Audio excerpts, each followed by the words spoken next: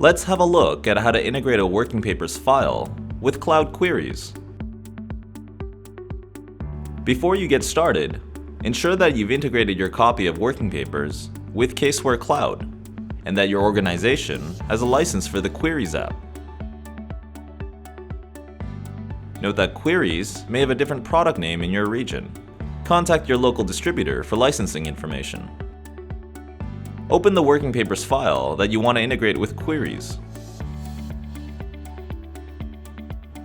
In the Engagement Properties dialog, select a cloud entity for the file. Then enable the option to synchronize engagement properties. If you want to store the working papers file on cloud, you can select the option to automatically publish the file after integration. Click OK to integrate the file with queries. After a successful integration, the Query Setup dialog displays, where you can generate a new queries file or select an existing queries file to link to your working papers file. If you close the dialog, you can access it again from the Cloud tab on the ribbon.